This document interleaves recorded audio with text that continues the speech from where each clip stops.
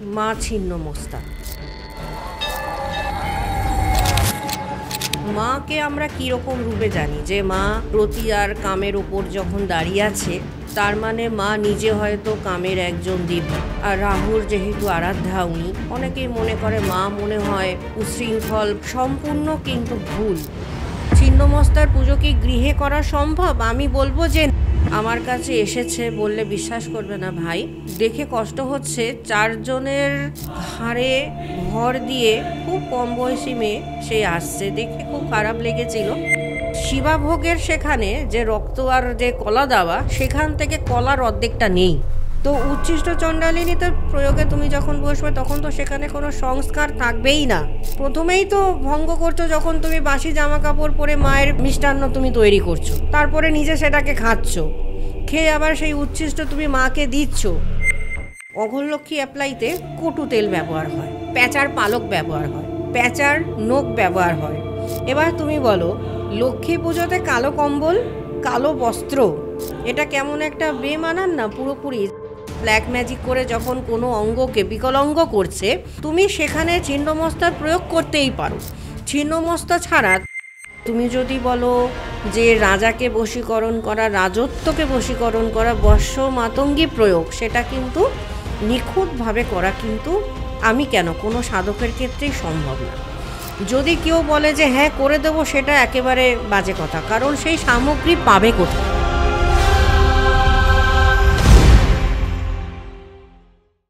প্রিয়াঙ্কা আচারিয়া আবারও ইউটিএসে। প্রিয়াঙ্কাদির সাথে আজকে আমরা আলোচনা করেছি মা ছিন্নমস্তার নিয়ে।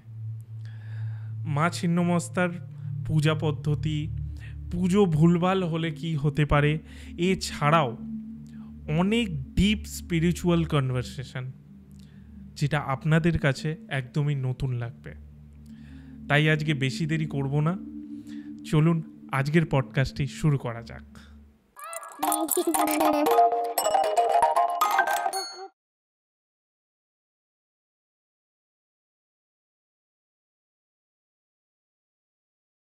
প্রিয়াঙ্কাদি, ইউটিএসে তোমায় আবার স্বাগত। অনেকদিন পর আবার অনেকদিন পর। লাস্ট আমরা শ্যুট করেছিলাম, রিলিজটা আমার মনে নেই, বাট শ্যুট করেছিলাম মনে হয় জানুয়ারি মাসে, জানুয়ারি ফেব্রুয়ারি হবে। হ্যাঁ ওই টাইমে। তো কেমন আছো? আছি ভাই, মানে ভালো আছি, খারাপ বলবো না, কিন্তু এখন সময়টা খুব দিন দিন যত যাচ্ছে তত আমার জন্য খুব ছোট হয়ে যাচ্ছে।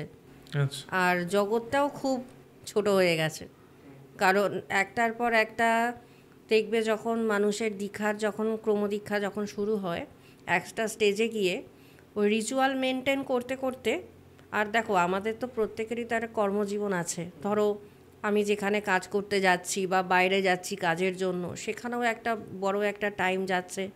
তার সঙ্গে এই যে আমার যে রিচুয়ালগুলো, সেটাও পালন থাকে। এই করতে করতে, যেমন রাত্রিবেলায় আমি কালকের ঘটনা বলছি, 3:30টার সময় ঘরে ঢুকেছি শ্মশান থেকে জব টপ করে। তারপরে ধরো শুতে শুতে 4টে, আবার সকালবেলা থেকে উঠে আবার তো ছোটাছুটি শুরু। তাই মায়ের ইচ্ছায় খুব ভালো আছে, কিন্তু সময়টা খুব লিমিটেড হয়ে গেছে। আচ্ছা, এবার তুমি যখন এসছো, তাহলে প্রথমে আমরা একটা ঘটনা দিয়ে শুরু করি।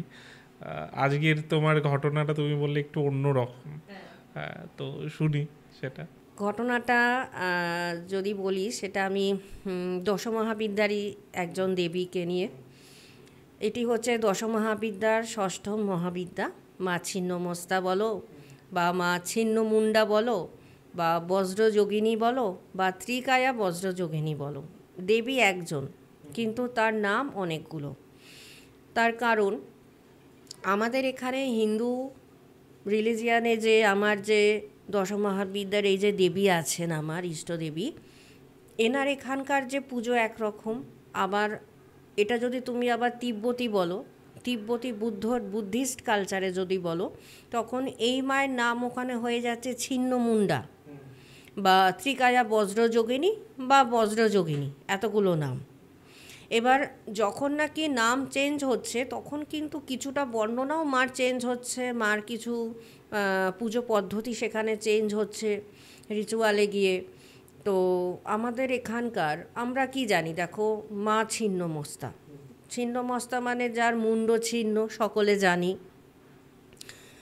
এবার ছিন্ন মুন্ড যখন নাকি হচ্ছে, মাকে আমরা কীরকম রূপে জানি, যে মা রতি আর কামের ওপর যখন দাঁড়িয়ে আছে, তার মানে মা নিজে হয়তো কামের একজন দেবী। অনেকেই সেটা ধারণা, অনেকেই সেটা মনে করে। আর রাহুর যেহেতু আরাধ্যা উনি, অনেকেই মনে করে মা মনে হয় খুব উচ্ছৃঙ্খল, বা মা মনে হয় যারা কি বলবো কাম দেবী, এই ধরনের যে একটা ধারণা সম্পূর্ণ কিন্তু ভুল। মানে যারা ধরো বজ্রযোগিনী বা মা ছিন্নমস্তা যেটাই তুমি বলো, এনার যারা সাধক হয় তারা কেমন জানো তো, মানে ধরো সংসারী থেকেও তারা সন্ন্যাস ধর্ম পালন করবে।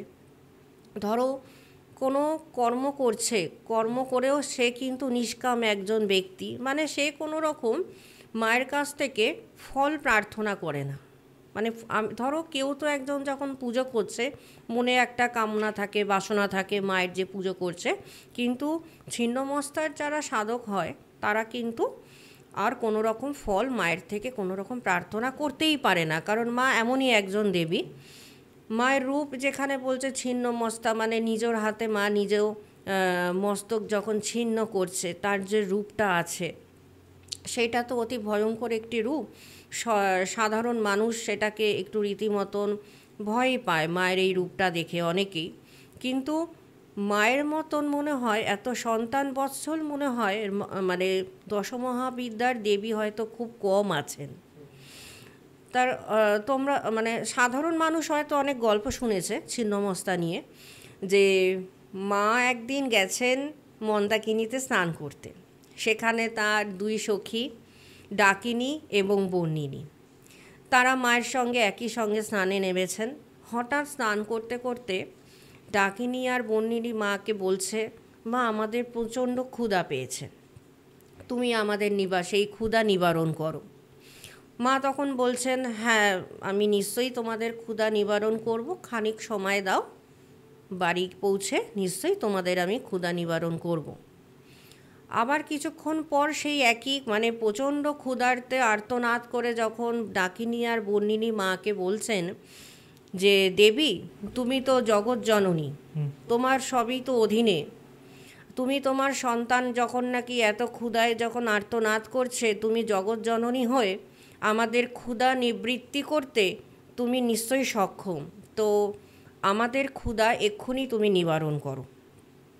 তখন জগৎজননী যখন দেখছে যে সন্তানের ক্ষুধার জন্য আর্তনাদ, সন্তান কাঁদছে, তখন মা নিজের বাম হাতের যে নখাগ্রী আছে সেটা দিয়ে মার মুন্ড খণ্ড করে সেখানে বাম হাতে তার মস্তক ধরে আছে, যার জন্য মায়ের রূপ হচ্ছে ছিন্নমস্তা বা ছিন্ন মুন্ড বলো। এইবারে যখন নাকি মা মুন্ড ছিন্ন করে দিল, মার তখন গলা থেকে 3খানা ধারার রক্ত বেরোতে শুরু করলো।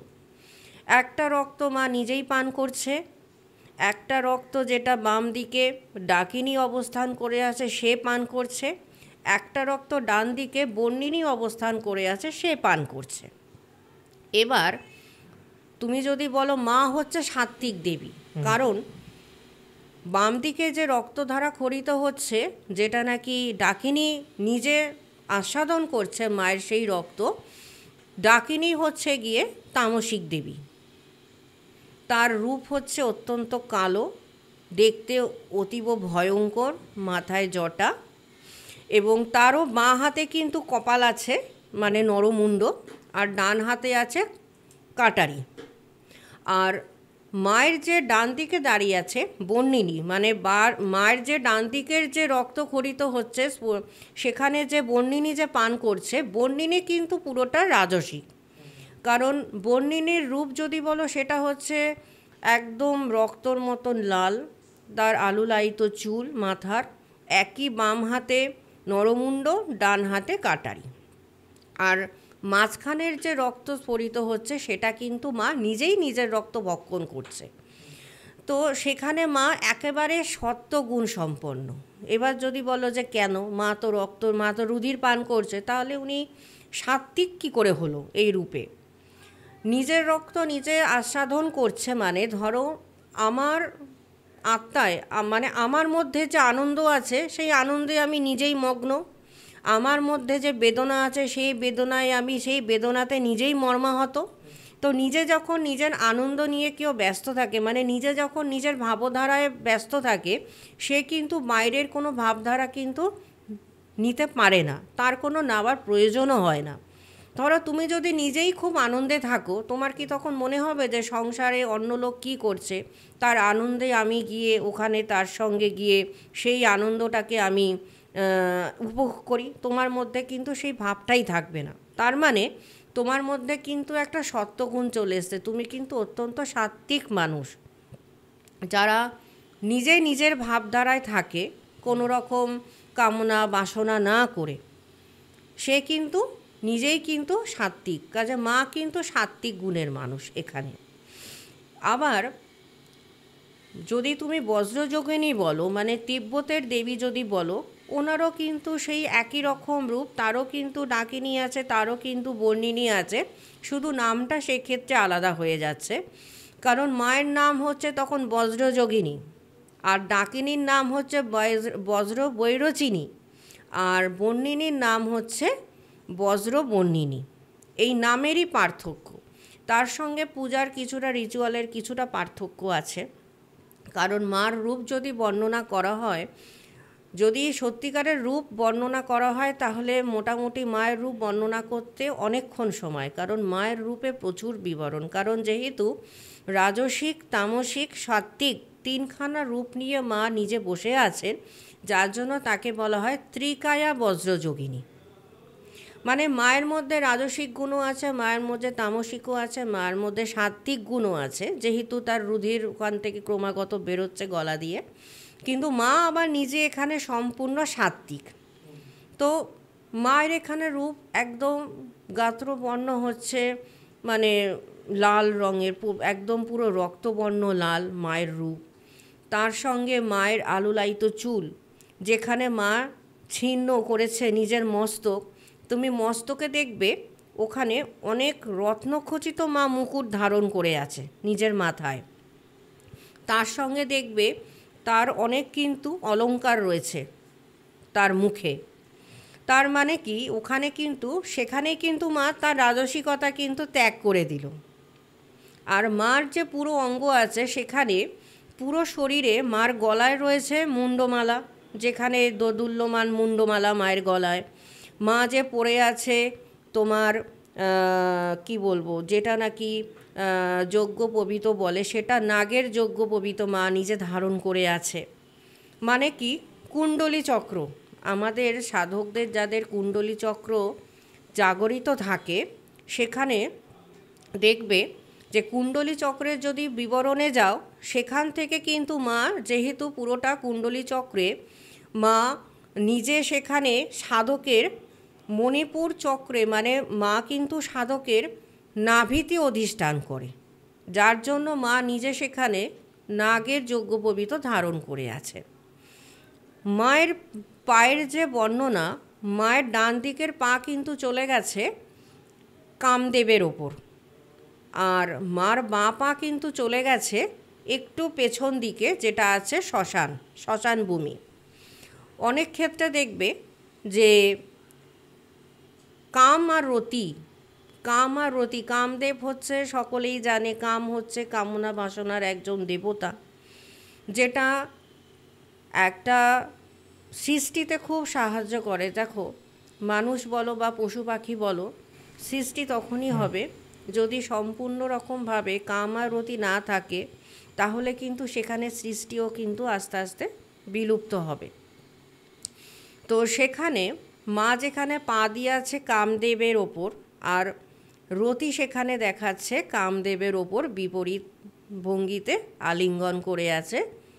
তার উপরে কিন্তু একটা চাদরের আচ্ছাদন আছে তাদের ওপরে, মা তাদের ওপরে পা দিয়ে দাঁড়িয়ে আছে। মানে মা সেখানে কামনা বাসনাকে পুরোপুরি নিজের পায়ে দলিত করে দিচ্ছে।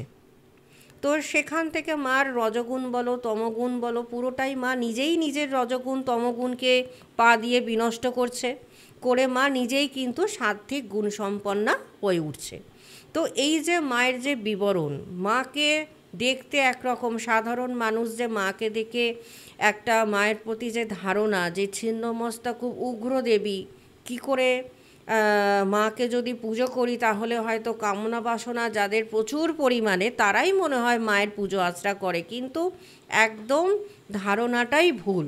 বরং ধরো যাদের মধ্যে প্রচুর কামনা বাসনা বা ধরো বিশৃঙ্খল লাইফ জীবনযাপন করছে, প্রচুর মদ খাচ্ছে, প্রচুর নেশাভান করছে, তাদের যদি আবার এই ছিন্নমস্তার যদি প্রয়োগ করে দেওয়া হয় তাহলে দেখবে সেই ব্যক্তিটি আবার একদম উল্টো ধীর স্থির শান্ত হয়ে গেছে। আচ্ছা, শুধু তাই নয়, যেহেতু মার ছিন্নমস্তা মানে কীরকম, ধরো তার কর্মফলটাও কিন্তু ঠিক তেমনই হবে।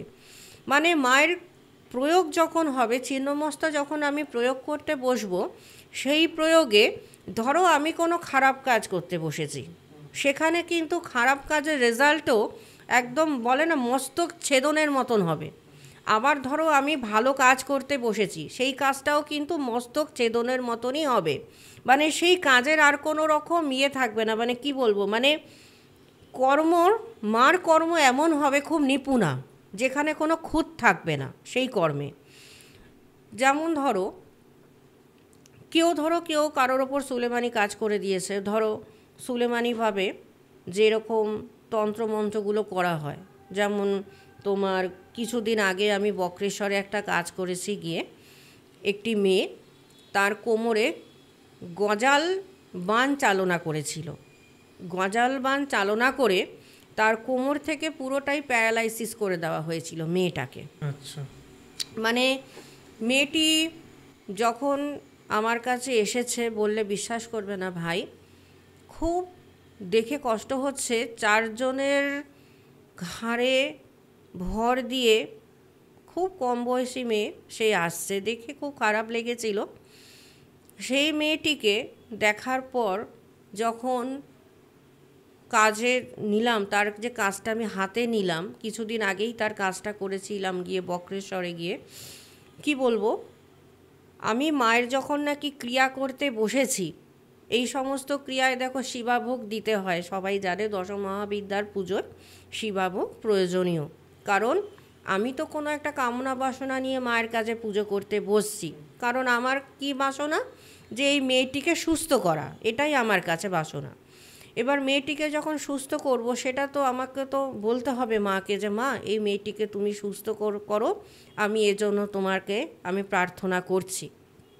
তো সেখানে মার কাছে প্রার্থনা করছে কথাটা ঠিক, কিন্তু মায়ের পুজো এমনই পুজো, তুমি ডাকিনী বা বর্ণিনীকে যদি পুজো না করো বা তাদের ধ্যান না করো, তুমি কিন্তু সরাসরি মায়ের পুজোয় কিন্তু বসতে পারো না। মায়ের পুজো করতে গেলে আগে ডাকিনী বর্ণিনীকে তোমাকে ডাকতে হবে, সেখানে মাস্ট হচ্ছে শিবাভোগ দেওয়া। শিবাভোগ যখন আমি দেব, শিবাভোগ দিয়ে তাদের যখন আমি ডাকবো, তাদের যখন আমি আরাধনা করব, যখন পুজো করব, তারপরেই কিন্তু মায়ের পুজো করা সম্ভব, না হলে মায়ের পুজো কিন্তু সেখানে গ্রহণযোগ্য হবে না।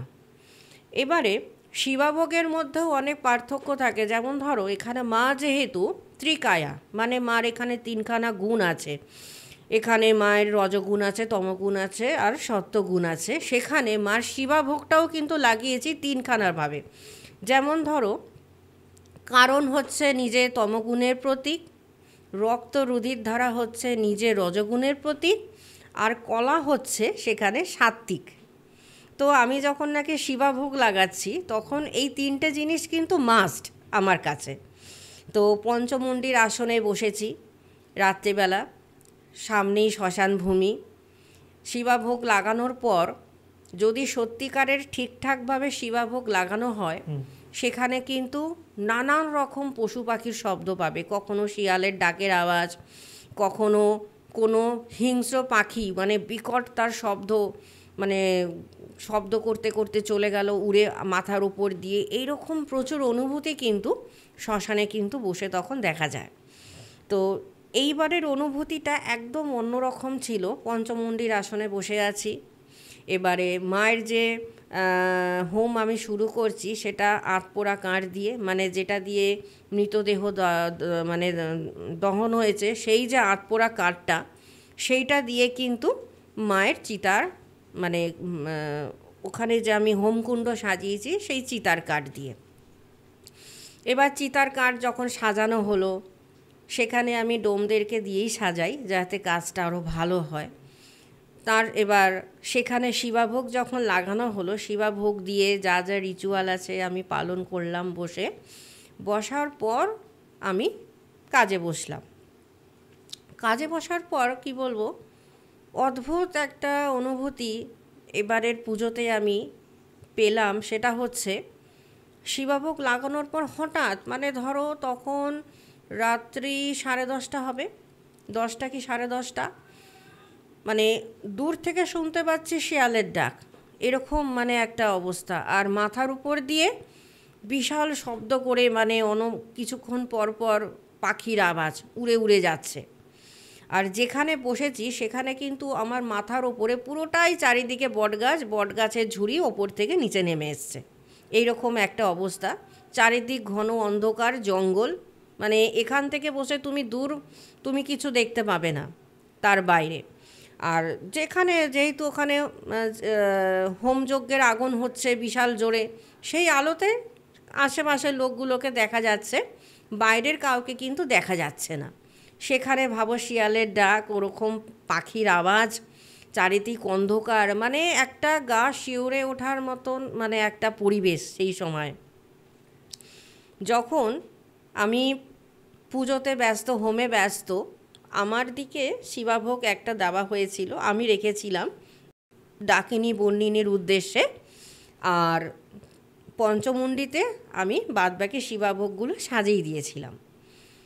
হঠাৎ দেখছি হোম করতে করতে এই যে কলা দিয়েছিলাম, রক্ত দিয়েছিলাম, হ্যাঁ রক্তটা বলে দিই, অবশ্যই বলির রক্ত, বলি কিন্তু মাস্ট, বলি দিয়ে কিন্তু এর মার কিন্তু শিবাভোগ কিন্তু মানে শিবাভোগের যে মানে রক্ত সেটা কিন্তু বলির রক্তই হতে হবে।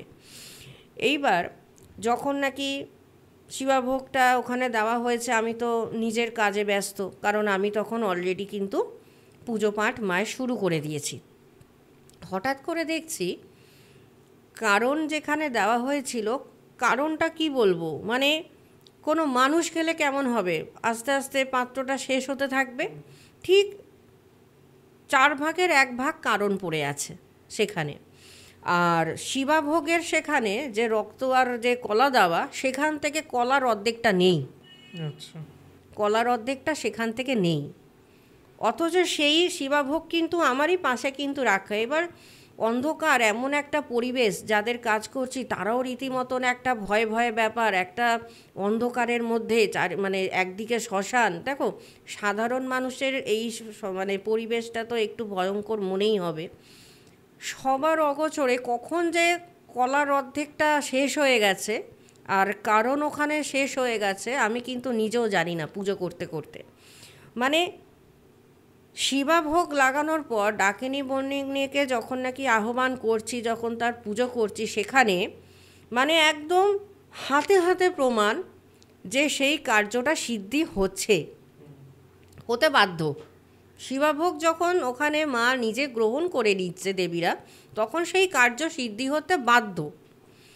ঠিক 2 ঘন্টাও লাগেনি ভাই আমার, যখন নাকি আমি বজ্রযোগিনী বজ্রবৈরচিনীর যখন আমি আহ্বান করছি, যখন আমি হোম আহুতি দিচ্ছি, 2 ঘন্টার মধ্যে মেয়েটি কিন্তু উঠে দাঁড়িয়েছে। যারা ওকে নিয়ে গেছে ধরে, মানে পুরো কোমর থেকে পড়া ছিল, মানে একদম একটা বলতে পারো প্যারালাইসিস পেশেন্ট যেমন হয়, মানে নিচের পোর্শন তার একেবারে অবশ, তারা পর্যন্ত দেখে চমকে গেছে যে এই মেয়েটি 2 ঘন্টায় কি করে উঠে দাঁড়াতে পারে। তো এইটাই হচ্ছে মায়ের ছিন্নমস্তার প্রয়োগ, যে মার যেমন নাকি মস্তক মানে ছিন্ন, মানে সেখানে ফলটাও হবে তেমন, মানে ছিন্নমস্তার প্রয়োগে তুমি ইনস্ট্যান্ট সেখানে কিন্তু ফল পাবে। ওর জন্য 2 ঘন্টার মধ্যে ফলটা পেল। হ্যাঁ, ওর জন্য 2 ঘন্টার মধ্যে কিন্তু মেয়েটি উঠে দাঁড়িয়ে গেল। এগুলো মানে ছিন্নমস্তা প্রয়োগ ছাড়া তুমি এইরকম প্রয়োগ মানে ইনস্ট্যান্ট সুস্থ করা কিন্তু অন্য কোনো দশমহাবিদ্যা তুমি প্রয়োগ করতেই পারো তোমার ইচ্ছা মতো, সেটা সাধক যেটা মনে করবে প্রয়োগ করতেই পারে। কিন্তু ছিন্নমস্তা প্রয়োগ যদি তোমার এই ধরনের প্রয়োগ হয়, মানে ইনস্ট্যান্ট, যে কোনো বিকলাঙ্গ বা হ্যাঁ এবার ধরো যে জন্ম থেকে বিকলাঙ্গ, এবার সে যদি ভাবে যে আমি ধূমাবতী প্রয়োগ করি ইনস্ট্যান্ট আমি সুস্থ হব, সেটা কিন্তু কখনো সম্ভব না, কারণ সে জন্মগত। আর এইটা হচ্ছে কোনো প্রক্রিয়া দ্বারা, কোনো তন্ত্র দ্বারা তাকে এরকম করা হয়েছে। এবার ধরো এই যে সুলেমানি ক্রিয়া বলো বা যেই ক্রিয়াই বলো করে, ধরো কারোর ওপর এরকম বান মেরে বলো বা ব্ল্যাক ম্যাজিক করে যখন কোনো অঙ্গকে বিকলাঙ্গ করছে, তুমি সেখানে ছিন্নমস্তার প্রয়োগ করতেই পারো। ছিন্নমস্তা ছাড়া তোমার অত ইনস্ট্যান্ট রেজাল্ট কিন্তু কোনো দশমহাবিদ্যায় কিন্তু আসতেই পারবে না। তো ছিন্নমস্তার প্রয়োগে যদিও অনেক কিছু জিনিস লাগে সেইখানে, যেমন ধরো যদিও এগুলো খুব গুহ্যবিদ্যা, আলোচনা করতে নেই, তবুও কয়েকটা আমি মানে জিনিস যদি বলি তাহলে আরও তোমার কাছে মানে বুঝতে পারবে যে দেবীর যে প্রয়োগটা হয় কী ধরনের। সেখানে জানো তো দেবী প্রচুর গুগ্গুলের গন্ধ পছন্দ করে। মানে ধরো যখন হোম চলছে, আমি মেয়েটির সামনে গুগ্গুলের যে গুগ্গুল তোমার ওই নারকোল ছোবড়া আছে না, নারকোল ছোবড়ার ওপর গুগ্গুল দিয়ে গুগ্গুলের যে গন্ধ, সেই গন্ধে চারিদিক একদম সুবাসিত করে দিতে হয়, তাতে মা আরও আকৃষ্ট হয়, জানা তার থেকে ডাকিনী বর্ণিনী তত আকৃষ্ট হয়ে আসবে। আর তারা যখন আকৃষ্ট হয়ে আসবে জানবে তোমার শিবাভোগ যে তুমি লাগিয়েছো, যদি দেখা যায় যে শিবাভোগের সেখান থেকে এই রকম কিছু অলৌকিক জিনিস দেখতে পাচ্ছ, যেমন আমি কিছুক্ষণ আগে বললাম যে কারণ তমগুণের প্রতীক, সেটা প্রায় শেষ, 4 ভাগের 1 ভাগ অবশিষ্ট। কলা সাত্ত্বিক যেখানে, সেখানে কলার অর্ধেক নেই। মা যেখানে নিজে সাত্ত্বিক, সেখানে কলা আমি দেওয়া হয়েছে। তার সঙ্গে রুধির, রুধিরেরটা বোঝা যায় না, কারণ রুধির কি হয় না, কিছুক্ষণ পর জমাট বেঁধে যায় পরে থেকে।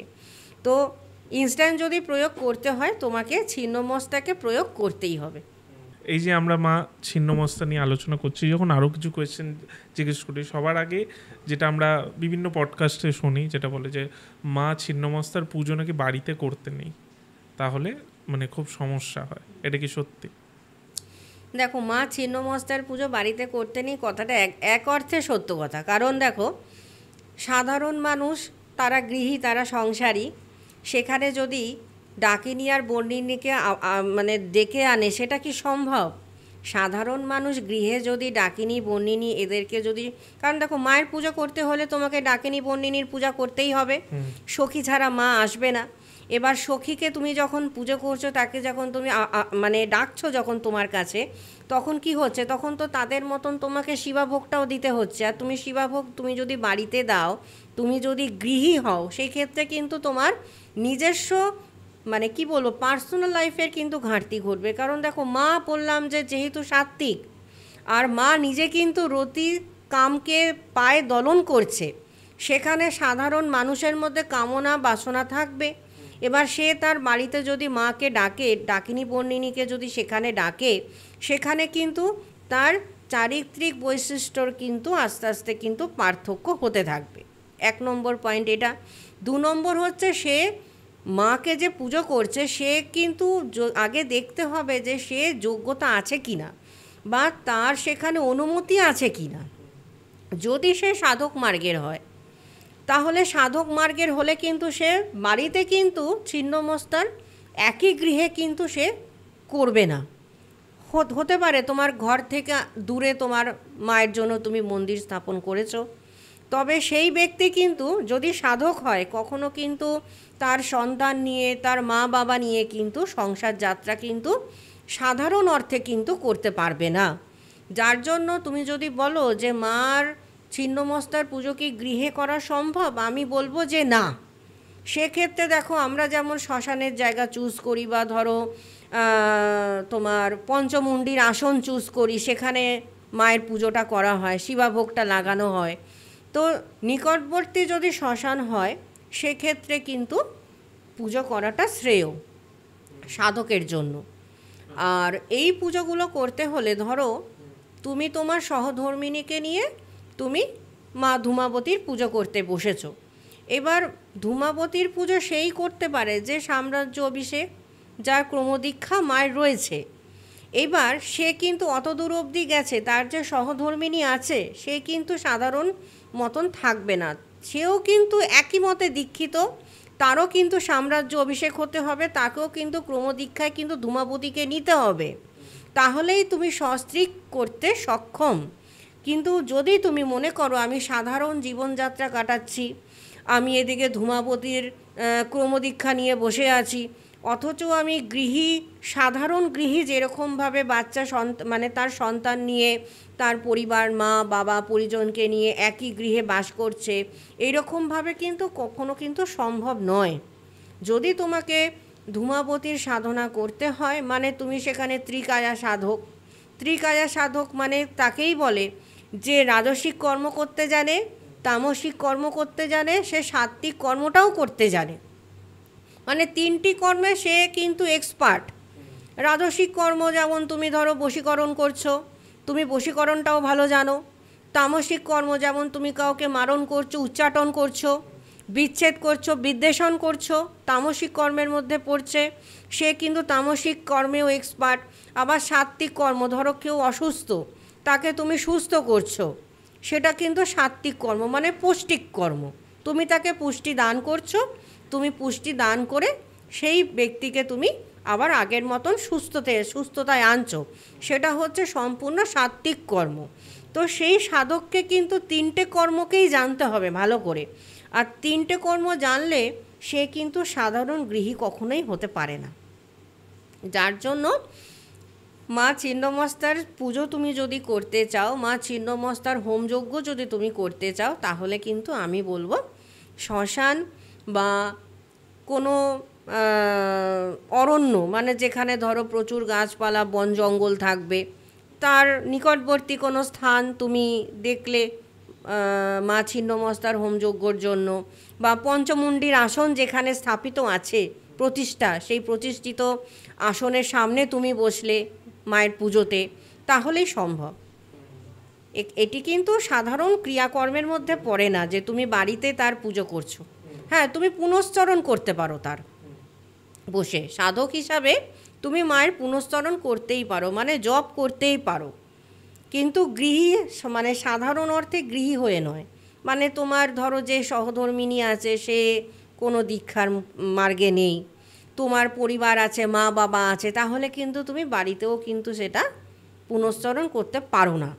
তাহলে তোমাকে সস্ত্রীক মানে কোনো গৃহে থাকতে হবে যেখানে তুমি আর তোমার স্ত্রী থাকছে, যেখানে দুজনেই কিন্তু ক্রমদীক্ষায় রয়েছো, তাহলে তুমি মা ছিন্নমস্তার পুজো করতে পারো। না হলে কিন্তু তুমি মাকে আরাধনার করার মতন তুমি কিন্তু তোমার মধ্যে যোগ্যতাও নেই, তোমার মধ্যে কিন্তু সেই মা অনুমতি দান করবে না ছিন্নমস্তা, কারণ তুমি ত্রিকায়া সাধকই নও, তুমি কি করে সেখানে বাড়িতে বসে মার পুনশ্চরণ করতে পারো?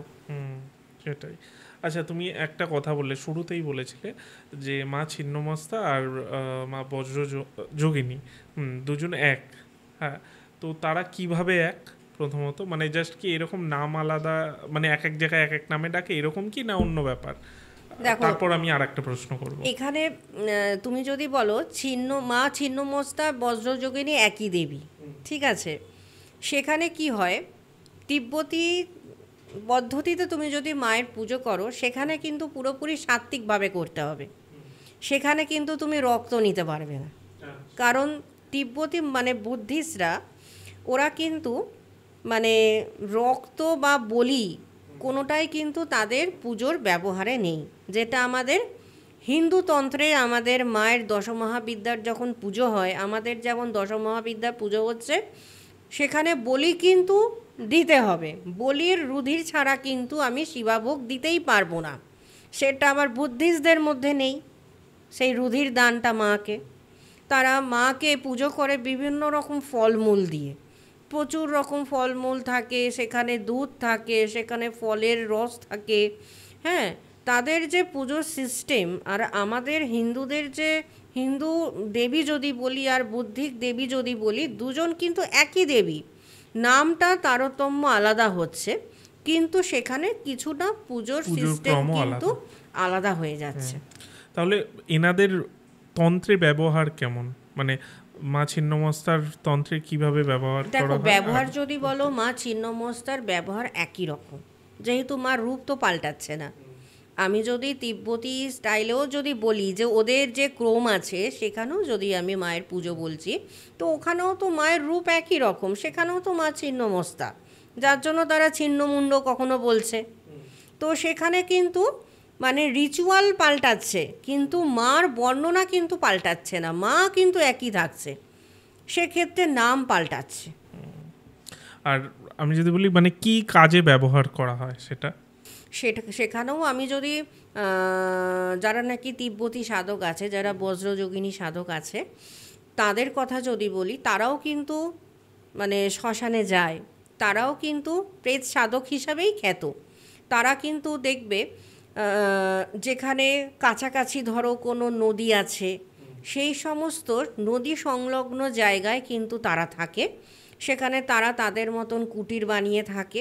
হ্যাঁ, তারাও কিন্তু শ্মশান আর এরকম বন জঙ্গলে পুজো করেই কিন্তু অভ্যস্ত। তারাও কিন্তু একই কাজে ব্যবহার করে। বজ্রযোগিনীর কাজ হচ্ছে যে কোনো কাজ, যেমন বলে না যে বাবা মাথায় আমার বজ্রাঘাত পড়লো, দেখবে অনেক সময় মানুষ কথায় কথায় বাবাই তো বজ্রাঘাতের মতন ব্যাপার, মাথা শুনে তো আমার মাথায় বজ্রাঘাত হলো, মানে কি বজ্রাঘাত কি, মানে আমরা কোন সেন্সে এই টার্মসটা ব্যবহার করি, যখন আর কোনো মানে কিছু থাকে না করার মতন, আর কোনো রাস্তা নেই, আমার কাছে কোনো ওয়ে নেই, একটাই আমার কাছে ওয়ে খোলা, মানে আমি এমন একটা কাজ করতে বসেছি যেখানে আমাকে বজ্রযোগিনীকে প্রয়োগ করতেই হবে, মানে এক্সট্রিম পর্যায়ে ধরো কারোর ওপর ব্ল্যাক ম্যাজিক করা, এক্সট্রিম পর্যায়ে ধরো কাউকে আমি ধরো পুরোপুরি ধরো আমি বিচ্ছেদ ঘটাচ্ছি, যাতে আর কোনো দিনও একে পরস্পরের সাথে আর কখনো সম্পর্ক না হয়, তখন কিন্তু আমি বজ্রযোগিনী প্রয়োগ করে দিচ্ছি। তারপর ধরো এক্সট্রিম পর্যায়ে যে এই ধরনের কালো জাদু হয়ে এসছে আমার কাছে, একেবারে বিকলাঙ্গ হয়ে, তাকে আমি ইনস্ট্যান্ট আমি দাঁড় করাবো, এক হয় 2 ঘন্টা, নালে 2 দিনে আমাকে দাঁড় করাতেই হবে, এক্সট্রিম পর্যায়ে, তখন আমি বজ্রযোগিনীর আমি পুজো করব, তখন আমি বজ্রযোগিনী তখন করব। এবার আমি যখন পুজোয় বসে, সাধারণত জানো তো, যেহেতু অনেকেই হয়তো জানে, আমি গত বছর পুজোর সময় কিন্তু তিব্বতে গেছিলাম, কারণ কিছু মানে তারার ওপর এম্পায়ারমেন্ট নেওয়ার জন্য, যেটা 21টা তারা। তো বজ্রযোগিনী কিন্তু আবার বুদ্ধিস্টদের কাছে তারার একটি রূপ, মেন দেবী হচ্ছে তাদের কাছে তারার 21টা দেবীর মধ্যে একটা রূপ হচ্ছে মা বজ্রযোগিনী তাদের কাছে। আমাদের কাছে যেমন দশমহাবিদ্যার একটা দেবী, ওখানে কিন্তু 21টা তারার মধ্যে যে মানে একজন তারা, যার নাম বজ্রযোগিনী। এখানেও মার বয়স হচ্ছে তোমার 16 বছর, ওখানে মায়ের বয়স হচ্ছে খুব কম, ওখানে মা হচ্ছে একদম বাচ্চা মেয়ে, তরুণী, তাকে নিয়ে তারা ওখানে মাকে রেখে তারা মায়ের আরাধনা করে তারা পুজো করছে, এটা হচ্ছে তাদের সিস্টেম। এবার তাদের দেখো, আমার যদি তুমি বলো তিব্বতী স্টাইল আর তুমি যদি বলো হিন্দু, সেখানে কিন্তু আমার পুজোটা হয় পুরোটা মিক্সিংয়ে, কারণ আমার ওখান থেকে এম্পায়ারমেন্ট নেওয়া, সেখানকার কিছু মন্ত্র, সেখানকার কিছু উপকরণ আমি যেখানে ওখানে বসে ইনস্ট্যান্ট প্রয়োগ করছি সেগুলো আলাদা, আমার এখানকার উপকরণ সেগুলো কিছু আলাদা, দুখানা কিন্তু মিক্স আপ করে কিন্তু আমার বজ্রযোগিনীর কিন্তু অ্যাপ্লাই হচ্ছে, কিন্তু দুটোই সঠিক, কোনোটাই কিন্তু ভুল নয়। ওই ক্রমে যা সিস্টেম তারা করছে, আমাদের হিন্দু তন্ত্রে যা সিস্টেম ক্রমে রয়েছে, আমি আমার এই ক্রম দেখছি। কিন্তু তুমি যদি বলো মা তো দেবী তো এক, দেবীকে সন্তুষ্ট করবার জন্য আমি যেমন দুখানা ক্রম আমি একসঙ্গে মিক্স আপ করি বসে, সেখানে উপকরণ আমার 2 রকমই থাকে রাখা, কিছুটা ওখানকার উপকরণ থাকে, কিছুটা এদিককার উপকরণ থাকে, উপকরণের মধ্যে একটু পার্থক্য, যেমন ধরো শিবাভোগ, এটা তো আমাদের এখানকার ক্রমের মধ্যে পড়ছে, এটা কিন্তু তিব্বতের লোকেদের কিন্তু শিবাভোগ জিনিসটা থাকে না। আবার মাকে যখন নাকি আমি ওখানে মানে মাকে যখন ওখানে প্রয়োগ করছি, আমি যখন মাকে ওখানে দিচ্ছি, সেখানে যেমন কিছু গন্ধ তেল আসছে, গন্ধ দ্রব্য আসছে, হ্যাঁ। তারপর যেমন ওই যে সুবাসিত করার জন্য গুগ্গুল ইউজ করছি আমি। এই রিচুয়ালগুলো কিন্তু আবার তোমার বজ্রযোগিনী রিচুয়ালের মধ্যে পড়ছে, মানে তিব্বতিয়ান স্টাইল। তারা কিন্তু আবার সুগন্ধি জিনিস খুব পছন্দ করে।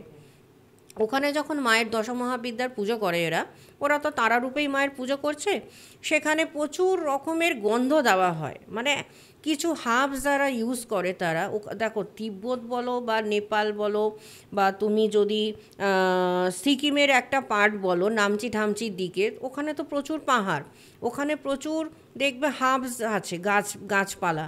ওরা কিন্তু ইনস্ট্যান্ট ওই হার্বস ওখান থেকে কিন্তু ব্যবহার করে, মানে সেখান থেকে যেটা খুব সুগন্ধি হবে, মানে সুগন্ধিওয়ালা উদ্ভিদ ভেষজ জিনিস ওরা কিন্তু পুজোতে খুব ব্যবহার করে। ওটাকে ওরা পোড়ায়, পুড়িয়ে যে গন্ধটা ওটাকে দিয়ে ওরা পুরো জায়গাটাকে সুবাসিত করে দেয়, মানে মায়ের পুজোর টাইমে।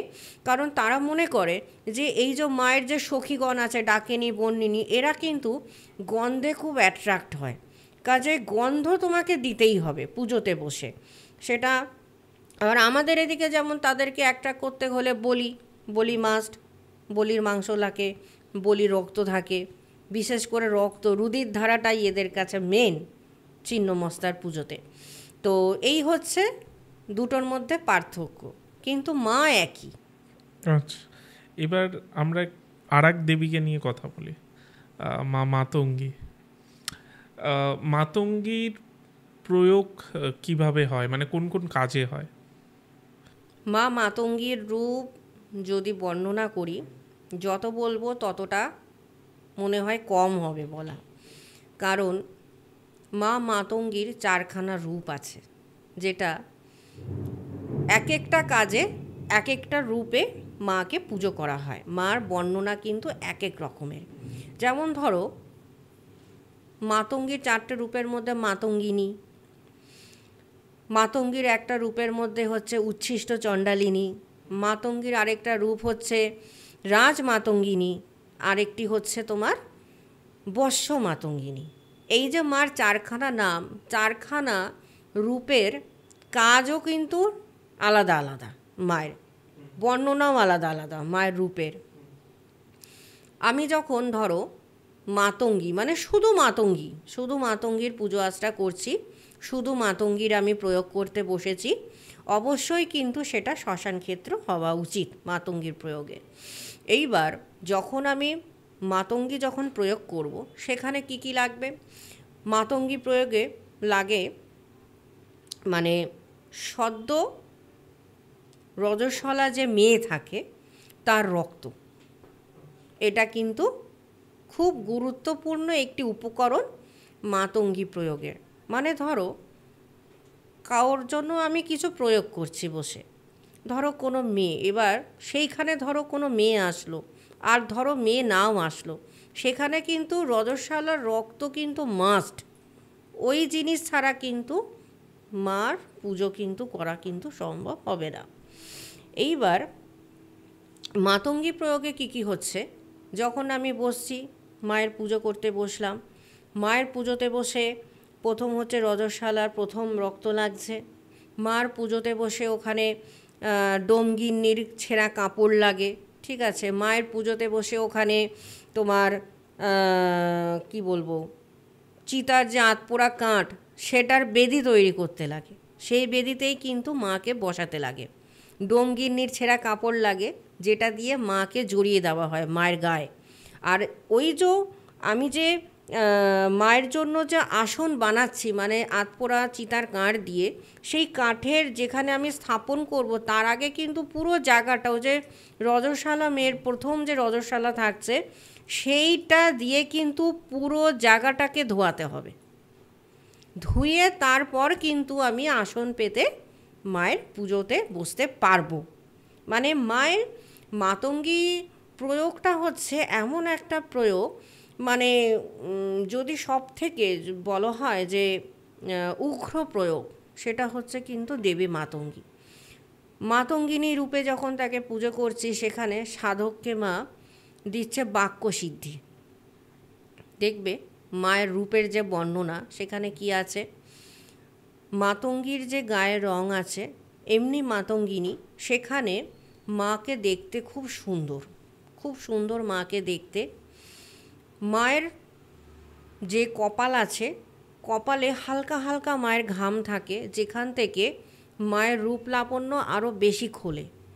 মায়ের গায়ের রং কিন্তু সবুজ বর্ণের হয়, মাতঙ্গীর রূপ কিন্তু সবুজ বর্ণা।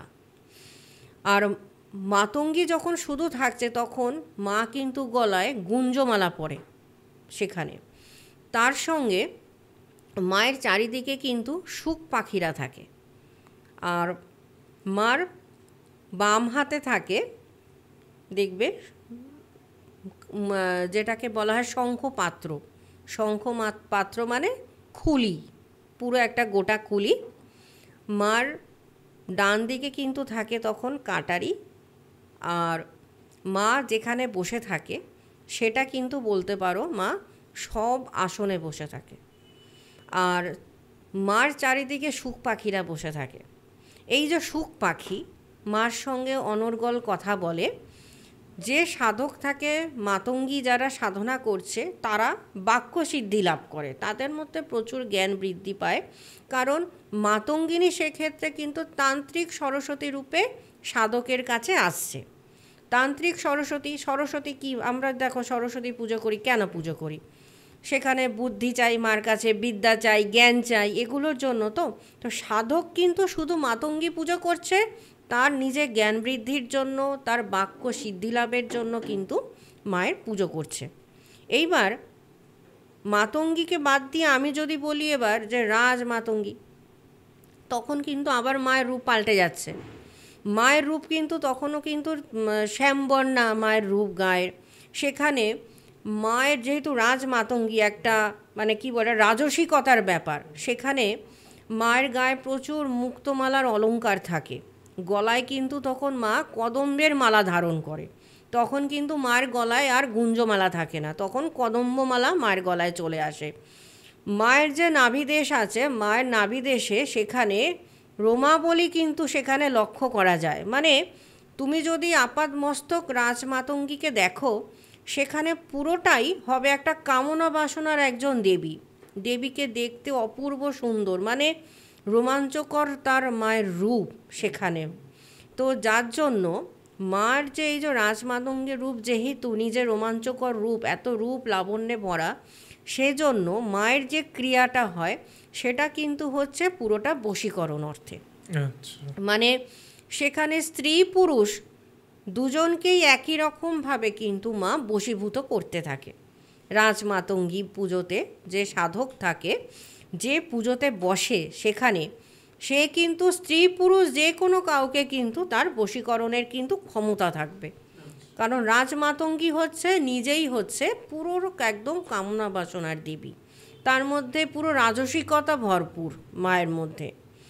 আবার যখন তুমি বর্ষ মাতঙ্গিনী বলবে, বর্ষ মাতঙ্গিনী যখন হবে তখন কিন্তু পুরোটাই আবার ওই কিছুটা তোমার রাজমাতঙ্গীর মতনই ব্যাপার হচ্ছে। কিন্তু বর্ষ মাতঙ্গী কি, তুমি সেখানে নেতা মন্ত্রী, হ্যাঁ এই ধরনের তুমি মানে রাজা, এদেরকে তুমি বশ করছো দেখবে। যার জন্য বশীকরণে অনেক রকম থাকে। একটা দেখবে রাজত্ব লাভ, কোনোটা দেখবে স্ত্রী বশীকরণ, কোনোটা পুরুষ বশীকরণ, কোনোটা দেখবে রাজ্য বশীকরণ, রাজা বশীকরণ। এই জন্য মানে তফাৎগুলো থাকে।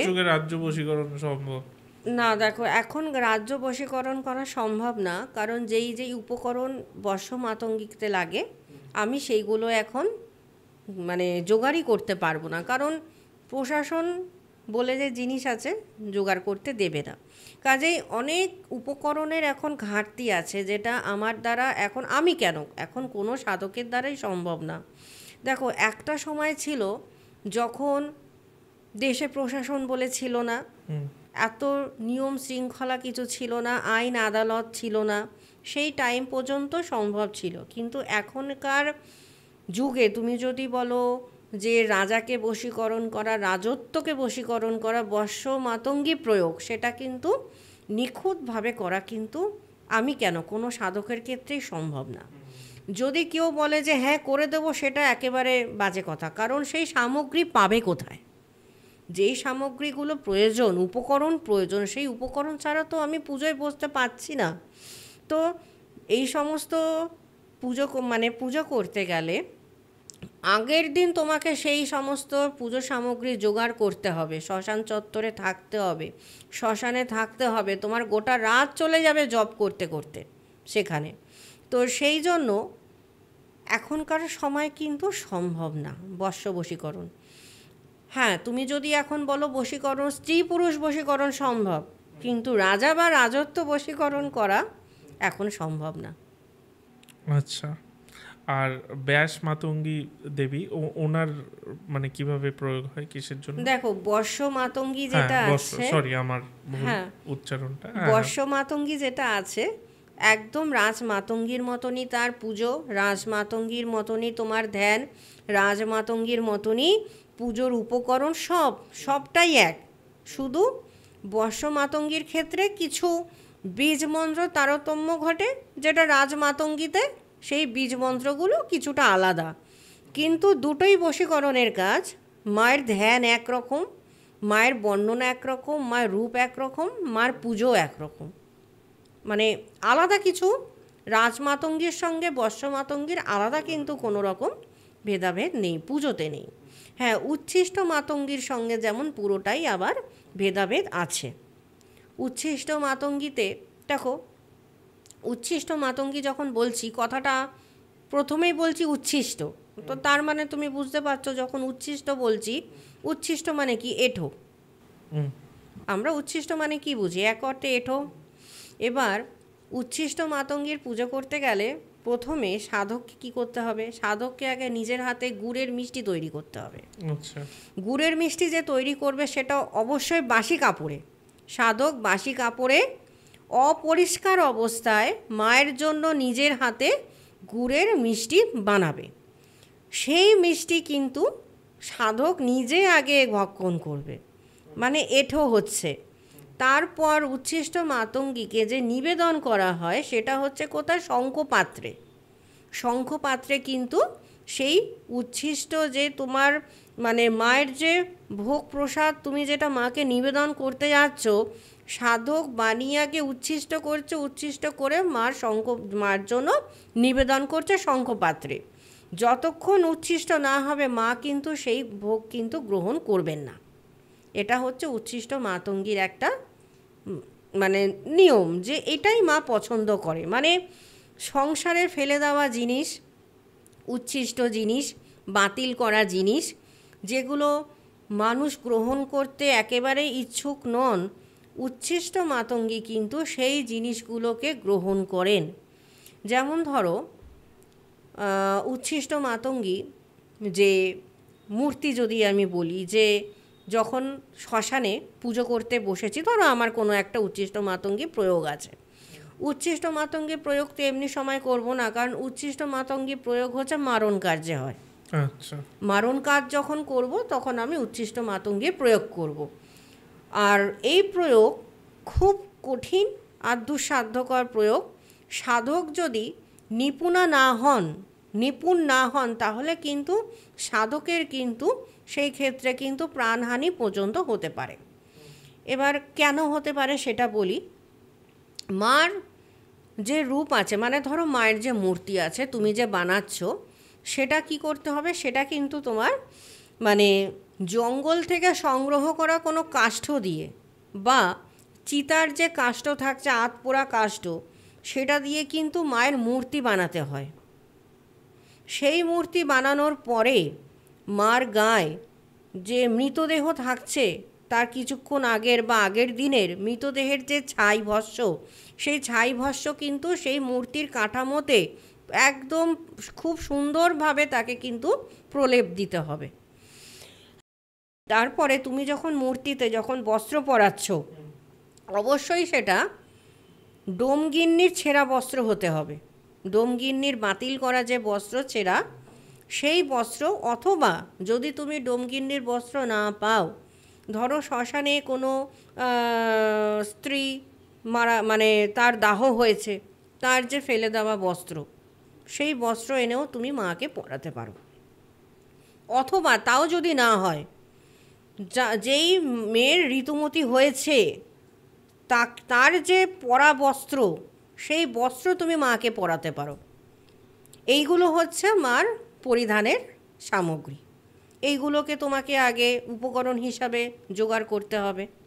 এইবার ধরো তুমি যে প্রয়োগ করছো তার জন্য কিন্তু আগের দিন তোমাকে সারা রাত জেগে কিন্তু বসে জপ করতে হবে।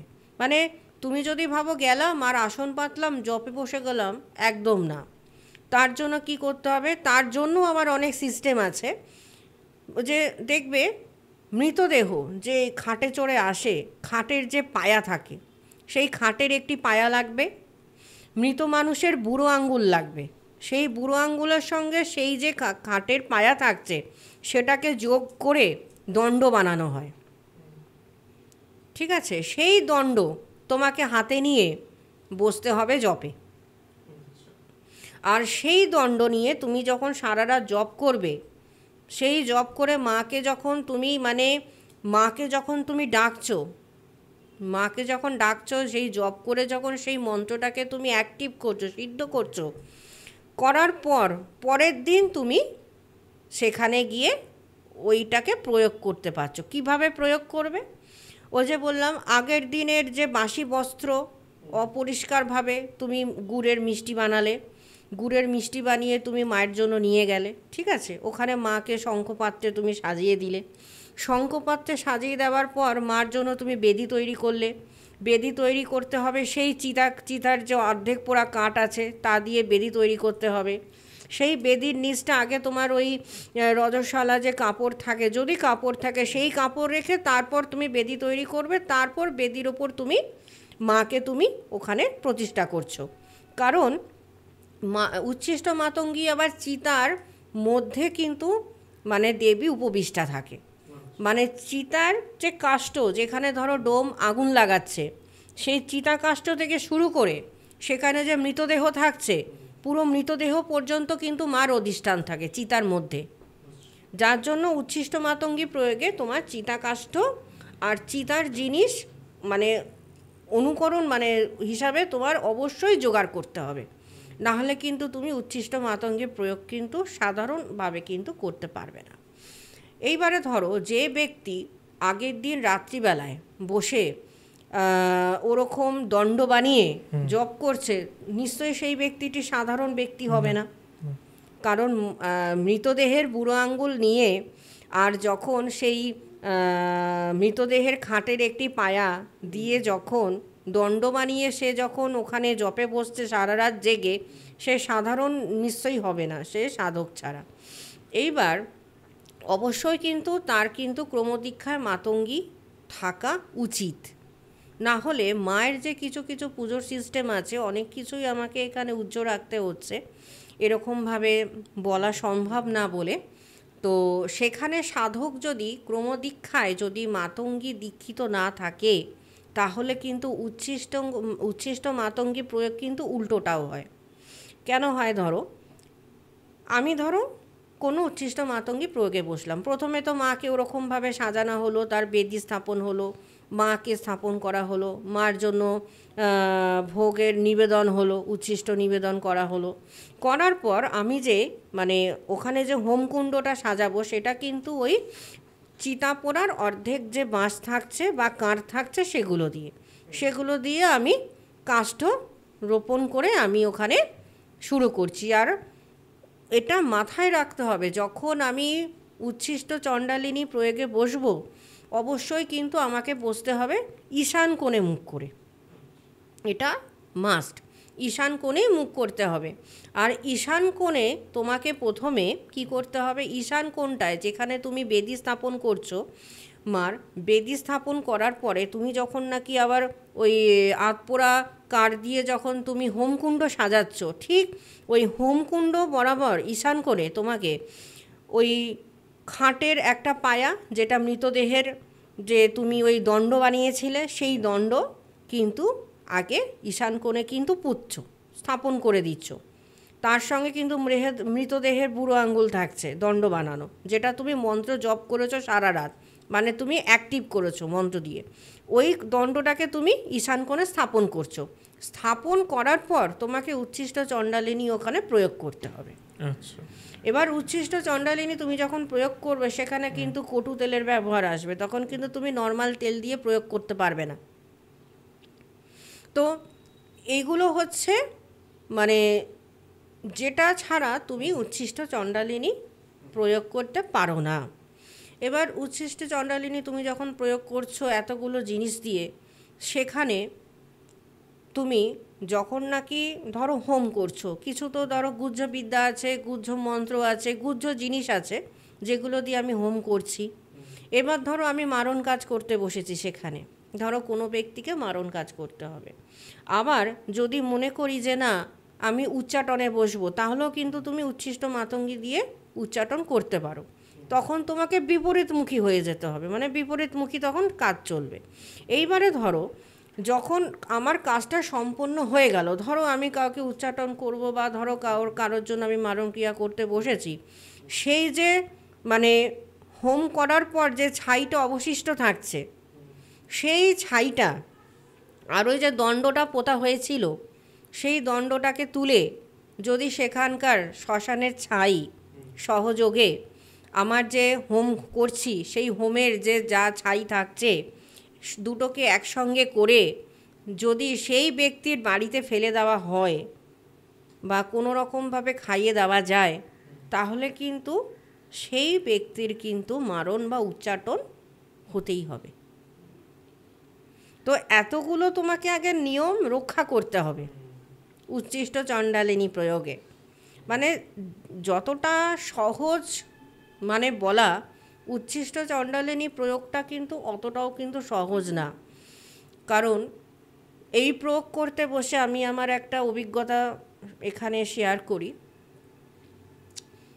এরকম প্রয়োগে বসেছি, প্রয়োগে বসার পর যে কোনো পুজোতেই দশমহাবিদ্যা প্রয়োগেই দেখো শিবাভোগ ছাড়া, আমি আগেও বলেছি শিবাভোগ ছাড়া হয় না, শিবাভোগ লাগানো হয়েছে মার কাছে। এইবার লাগানোর পরে ওই যে শ্মশানে আমি যে চারদিকে চারখানা শিবাভোগ লাগিয়ে এসেছিলাম, করে আমি এসে বসেছি হোমকুণ্ডের সামনে পুজো করতে। হোম করতে করতে হঠাৎ কি বলবো, মানে যেহেতু ঈশান কোণ করে বসেছি, ঈশান কোণ কি ভগবানের আমরা বলি যাতায়াতের রাস্তা, দেখবে যার জন্য বাড়িতে ঈশান কোণটা অনেকে মন্দির বানায়, ওখানে মাকে স্থাপন করে বা মন্দির স্থাপন করে। হ্যাঁ, তোমার বাড়িতেও দেখবে অনেকে ঠাকুর ঘর ঈশান কোণে রাখে, এগুলো নিয়ম যে পালন করে। কারণ ঈশান কোণে যে দেবতা বলো বা দেবী বলো তাদের যাতায়াত করতে সুবিধে, তার জন্য ঈশান কোণে যখন তুমি ওরকম একটি দণ্ড স্থাপন করছো, চণ্ডালের দণ্ড যখন তুমি ঈশান কোণে স্থাপন করছো, তাহলে সেই ঈশান কোণটা কী হতে পারে, সেখান দিয়ে কি আর ভগবানের যাতায়াতের কি রাস্তা কি তেমনভাবে রইল না। সেখানে কিন্তু মা কিন্তু মহা পিশাচিনীর রূপ ধারণ করে। উচ্ছিষ্ট চণ্ডালিনী প্রয়োগ তখন করতে পারবে যখন তুমি প্রেত বা পিশাচ সিদ্ধ পুরুষ হবে, না হলে কিন্তু উচ্ছিষ্ট চণ্ডালিনী প্রয়োগ তুমি বেশিক্ষণ করতে পারবে না। কিছুক্ষণের মধ্যে সাধকের অনেক রকম শরীরে সমস্যা চলে আসতে পারে। এবার সেইবারই যেমন প্রয়োগ করতে বসেছি, হঠাৎ প্রয়োগ করতে করতে দেখছি মানে একদম মানে পরিষ্কার দেখতে পাচ্ছি, হঠাৎ মনে হলো যেন ওই আমার সামনে দিয়ে কোনো একটি মহিলা বেরিয়ে চলে গেল। এবার মহিলাটা যে চলে গেল, মানে অদ্ভুত তার রূপ, পুরো চুল খোলা, ঠিক আছে, মনে হলো যেন একটি 16 বছরের একটি কন্যা তাড়াতাড়ি করে ওখান থেকে পাস করে চলে গেল। আর যখন ওখান থেকে পাস করছে দেখবে ওই যে বাসি পচা গন্ধ থাকে না মাংসের, সেই মাংসের যে তীব্র গন্ধ এমন নাকে আসলো, মানে যারা পরিবারের লোক এসেছিল তারা রীতিমতন বলছে যে মাতাজি এখানে বসতে পাচ্ছি না, খুব একটা চামড়া পচা গন্ধ বেরোচ্ছে, মনে হচ্ছে যেন সেই মাংস পচা গন্ধ, অনেক দিন পুরনো বাসি মাংস, এখানে বসা যাচ্ছে না, আশেপাশে কি কোনো ভাগার আছে, আমাকে বলছে। আচ্ছা, ভাগার কেন থাকবে ভাই, এখানে এটা তো শ্মশান ক্ষেত্র। হ্যাঁ, আশেপাশে দেখো অনেক মৃতদেহের জামা কাপড় থাকতে পারে, মালা থাকতে পারে, হ্যাঁ, অনেক সময় দেখবে তাদের তোষক বালিশ সেগুলো পরে থাকতে পারে, কিন্তু এটা দিয়ে তো আর পচা গলা গন্ধ বেরোবে না। তো এইটা কিন্তু মানে একটা ভয়ঙ্কর অভিজ্ঞতা সেদিনকের, যে প্রয়োগ করতে করতে হঠাৎ এরকম একটি 16 বছরের কন্যা হঠাৎ করে ঈশান কোণ দিয়ে বেরিয়ে চলে গেল। তার সঙ্গে সঙ্গে যেই আসলো মানে ওইরকম একটা তীব্র গন্ধ নাকে চলে আসলো। তীব্র গন্ধে না মানে রীতিমতন, যদি সে সাধক না হয়, অনেক ধরো যদি সাধারণ মানুষ ওখানে প্রয়োগে বসে, তাহলে কিন্তু সেই গন্ধটাই এমন গন্ধ হবে সে নিতে পারবে না। আর তার সঙ্গে আরেকটা সমস্যা জানো তো, মানে শিবাভোগ যখন লাগানো হয় ওখানে, শিবাভোগে কিন্তু আবার মায়ের ওখানে মাছ মাংস, কারণ তার সঙ্গে কিন্তু পরমান্ন, মানে যেটাকে বলা হয় পায়েস। এই জিনিসগুলো কিন্তু তোমাকে শিবাভোগে কিন্তু মাতঙ্গীর জন্য কিন্তু দিতেই হবে, বিশেষ করে উচ্ছিষ্ট মাতঙ্গীর প্রয়োগে এই শিবাভোগ তোমাকে লাগাতেই হবে। এই উচ্ছিষ্ট মাতঙ্গী প্রয়োগে এগুলো লাগানোর মানে হচ্ছে গিয়ে তোমার উচ্ছিষ্ট মাতঙ্গী যেহেতু এখানে মহা পিশাচে পরিণত হচ্ছে, সেখানে এই যে জিনিসগুলো তুমি দ্রব্যগুলো আগে লাগাচ্ছ, আর ওখান থেকে এমন গন্ধ বেরোবে যে তোমাকে ওখানে আগে থেকে জায়গা যদি তুমি সুবাসিত না করে রাখো, গুগুলের সঙ্গে অবশ্যই থাকছে তোমার কর্পূর, লোবান, এগুলো সহযোগে তোমাকে একটা মিক্সচার বানাতে হবে। সেই মিক্সচার বানিয়ে তুমি যেখানে হোমে বসছো, তোমার 4টে দিকে একটি করে ধুনুচি, তার উপরে এগুলো রেখে সুবাসিত করার জন্য তোমাকে প্রত্যেকটা দিকে কিন্তু স্থাপন করা কর্তব্য। না হলে উচ্ছিষ্ট চণ্ডালিনী যেহেতু উপকরণগুলো এমন আমি প্রয়োগ করছি বসে, সেখানে যে গন্ধ, উল্টো দিকের মানুষ কিন্তু সেটি বেশিক্ষণ নিতে পারবে না, কারণ ওই পচা গন্ধ, মানুষ পচা গন্ধ, সেটা মানুষ, সাধারণ মানুষ নেবে কোথা থেকে বেশিক্ষণ। এবার ধরো আমরা যেহেতু ধরো শ্মশানে বসে অভ্যস্ত, সেখানে সারাক্ষণ মরা দেখছি, মরার কাপড় চোপড় দেখছি, মরার জিনিসপত্র দেখছি, আমরা ওখানে বহুক্ষণ সময় কাটাচ্ছি, করতে করতে করতে আমরা একটা জিনিসের সাথে অভ্যস্ত হয়ে গেছি। এবার একটা সাধারণ মানুষকে যদি বলা হয়, প্রথমত হচ্ছে উপকরণ শুনে বলবেই আবার কি প্রয়োগ, রজস্বলা কাপড় দিয়ে কিনা মার কিনা যেখানে মাকে বসাচ্ছে আসনের নিচে নাকি তা রাখছে, এগুলো তো মানে কি বলবো, মানে বিরুদ্ধ কাজ। এগুলো হচ্ছে সংস্কার বিরুদ্ধ কাজ, এগুলো সংস্কারের মধ্যেই পড়ে না। কিন্তু উচ্ছিষ্ট মাতঙ্গে প্রয়োগে তুমি যখন বসবে, তখন তো সেখানে কোনো সংস্কার থাকবেই না, কারণ তুমি প্রথমেই তো ভঙ্গ করছো। যখন তুমি বাসি জামা কাপড় পরে মায়ের মিষ্টান্ন তুমি তৈরি করছো, সেখানে তুমি প্রথমেই তো সংস্কার ভেঙে দিলে, তারপরে নিজে সেটাকে খাচ্ছ, খেয়ে আবার সেই উচ্ছিষ্ট তুমি মাকে দিচ্ছ। তো উচ্ছিষ্ট চণ্ডালিনী তো প্রথমেই তো ওখানে তোমার তার যে মানে কি বলবো, ব্রেক হয়ে গেল তোমার নিয়ম নিষ্ঠার। তো একেবারে নিয়ম নিষ্ঠার বাইরে হচ্ছে উচ্ছিষ্ট মাতঙ্গী প্রয়োগ। আচ্ছা, একটা বিষয় আমি বলি, আমরা তো আমাদের প্রত্যেকজনের বাড়িতেই লক্ষ্মী ঠাকুর আছে, কিন্তু আর একটা বিষয় আমি নতুন জানতে পেরেছি, সেটা হচ্ছে অঘোর লক্ষ্মী। এই অঘোর লক্ষ্মী মানে এই রূপ, এর বর্ণনা বা এর কাজ যদি তুমি বলো। খুব ভালো একটা বিষয় আলোচনা করছো। আমরা সাধারণত যারা সাংসারিক অর্থে যারা মানুষরা সংসারে মা লক্ষ্মী আরাধনা করে বৃহস্পতিবার করে, সেই মা লক্ষ্মী আরাধনা আর অঘোর লক্ষ্মী আরাধনার মধ্যে অনেকটাই তফাৎ। তার কারণ দেখো, প্রথমেই যখন তুমি নিজে বলছো অঘোর লক্ষ্মী মানে অঘোর রিলেটেড ব্যাপার। অঘোর মানে আমরা যারা শ্মশানচারী, সেখানে আমাদের পুজো সাধারণ পুজোর থেকে অনেকটা আলাদা, ক্রম আলাদা, আমাদের উপকরণ আলাদা আমাদের। সেই জন্য অঘোর লক্ষ্মী যখন তুমি পুজোতে বসছো বা অঘোর লক্ষ্মী যখন আরাধনা করছো, তার ক্রমর সিস্টেমটাও কিন্তু আলাদা। কারণ কি প্রথমে বলি, অঘোর লক্ষ্মী আরাধনায় যে সমস্ত উপকরণ লাগে সেগুলো শুনলে বলবেই বাবা এগুলো আবার লক্ষ্মী ঠাকুরকে কেউ দেয় নাকি, এ মাথা খারাপ নাকি, না কি করতে বসেছে, এ তো আমার আরও সমস্যা হবে। কিন্তু না, অঘোরলক্ষ্মী আরাধনায় কিন্তু খুব তাড়াতাড়ি, বিশেষ করে যাদের ব্যবসায় প্রচুর পরিমাণে ধরো অর্থ ব্লক হয়ে আছে, বা ধরো ব্যবসায় কোনো উন্নতি হচ্ছে না, বা ধরো কোনো ব্যবসাদার, আশেপাশের অনেক ব্যবসাদার দোকান খুলে ফেলেছে কম্পিটিশানে, তার ব্যবসাটাকে ডোবানোর জন্য আস্তে আস্তে তার সেলটাকে মানে কম করার চেষ্টা করছে কোনো তন্ত্রমন্ত্র দ্বারা, তখন কিন্তু আমরা কিন্তু ওই অঘোরলক্ষ্মী প্রয়োগ করে দিই। অঘোরলক্ষ্মী প্রয়োগ মানে যেটাকে বলা হয় হৃষ্টি দোষ কাটানো। হৃষ্টি দোষ যদি বলো কি, হৃষ্টি দোষ হচ্ছে ধরো তোমার পাওনা টাকা কারো দ্বারা আটকে রয়েছে, বা ধরো অনেক দিন ধরে তুমি অর্থ সমস্যায় ভুগছো, বা ধরো তোমার বাড়িতে খুব পরিমাণে শান্তির অভাব, শুধু অশান্তি, বাড়িতে এতটুকু শান্তি নেই, এই সমস্ত ক্ষেত্রে কিন্তু অঘোরলক্ষ্মী যদি অ্যাপ্লাই করা হয় খুব তাড়াতাড়ি সেক্ষেত্রে কিন্তু রেজাল্ট পাওয়া যায়। কারণ অঘোরলক্ষ্মী অ্যাপ্লাইতে কিছু কিছু উপকরণ থাকে, যেমন ধরো অঘোরলক্ষ্মী অ্যাপ্লাইতে কটু তেল ব্যবহার হয়, প্যাঁচার পালক ব্যবহার হয়, প্যাঁচার নখ ব্যবহার হয়। সাধক যে পুজো করতে বসে সে পশ্চিম দিকে মুখ করে বসে, আর কালো কম্বলে বসে, কালো বস্ত্র পরে বসে। এবার তুমি বলো, লক্ষ্মী পুজোতে কালো কম্বল, কালো বস্ত্র, এটা কেমন একটা বেমানান না পুরোপুরি, যে কি বলছে লক্ষ্মী পুজোতে কিনা কালো বস্ত্র, কালো কম্বলে আবার পশ্চিম দিকে মুখ করে কিনা লক্ষ্মীর আরাধনা করতে বসবো, এইটা আবার কি বলছে। কিন্তু এটাই হচ্ছে অঘোরলক্ষ্মীর নিয়ম।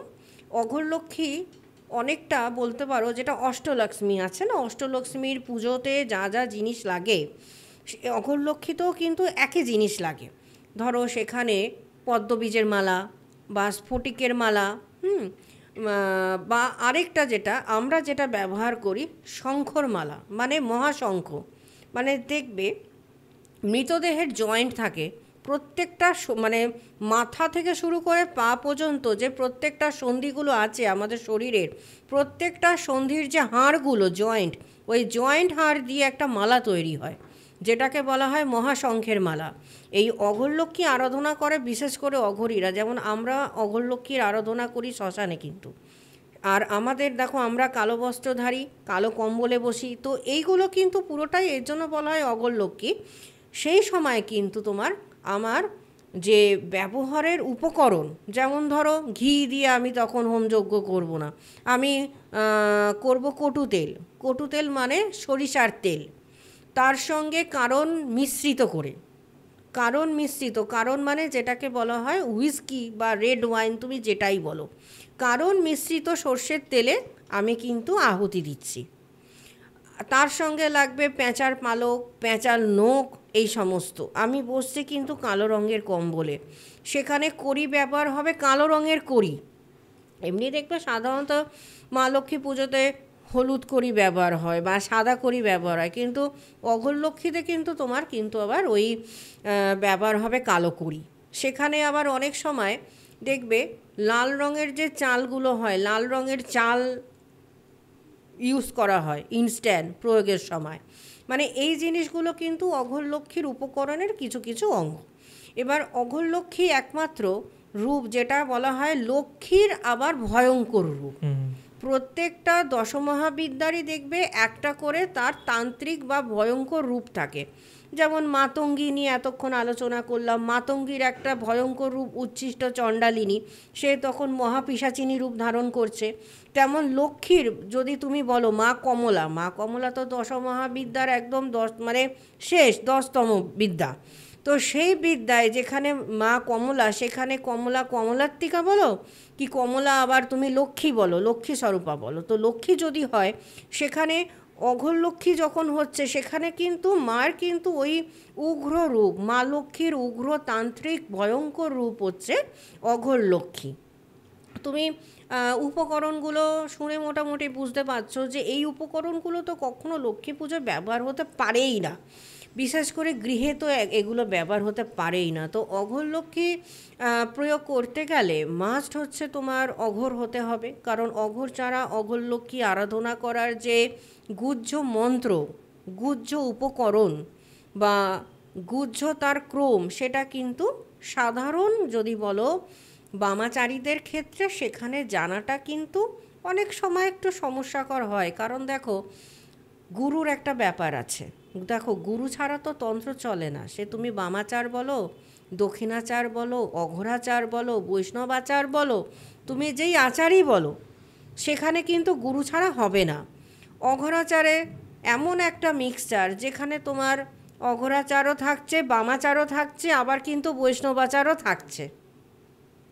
এবার তুমি যদি বলো বাবা অঘোরাচারে আবার বৈষ্ণবাচার কী করে ঢুকে গেল এসে, কারণ আমি হয়তো অঘোরাচারের হয়তো পালন করছি বস্ত্রে, কারণ আমি কালো কম্বলে বসে করছি, কালো বস্ত্র করে করছি, কালো করি সেখানে অ্যাপ্লাই করছি, পশ্চিম দিকে মুখ করে বসছি, কিন্তু অন্যদিকে মা লক্ষ্মীর যখন আবার কিছু জিনিস আমি ওখানে উপকরণ হিসাবে দিচ্ছি, সেটা কিন্তু কিছুটা কিন্তু আবার বৈষ্ণবাচারের জিনিসও দিচ্ছি, কারণ অঘোর লক্ষ্মী বসে থাকে কিন্তু কুর্মের ওপর, মানে মা কিন্তু কুর্মপৃষ্ঠা ভূমিতে অঘোরাচারের যখন আমরা অঘোর লক্ষ্মীর পুজো করি না, সেই জায়গাটায় কচ্ছপ কচ্ছপ যে তোমার দেখবে অনেক সময় আমরা ক্রিস্টালের কচ্ছপ ব্যবহার করি, অনেক সময় আমরা পেতলের কচ্ছপ, কিন্তু ক্রিস্টালের কচ্ছপ ব্যবহার করাটা শ্রেয়, কারণ যেহেতু স্ফটিকের মালা তখন আমরা বেশি কাজটা করি স্ফটিকের মালায়, সেই জন্য কচ্ছপটা যদি স্ফটিকের হয়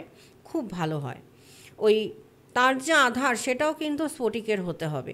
ওই কচ্ছপের পৃষ্ঠে কিন্তু অঘোর লক্ষ্মীর কিন্তু আমি কিন্তু পুজো বলো বা যেটাই বলো, আমি কিন্তু ওই মানে কুর্ম পৃষ্ঠা যেহেতু মা, সেহেতু আমি কিন্তু কুর্মের ওপরেই কিন্তু পুরো পুজোটাকে কিন্তু আমি শেষ করব।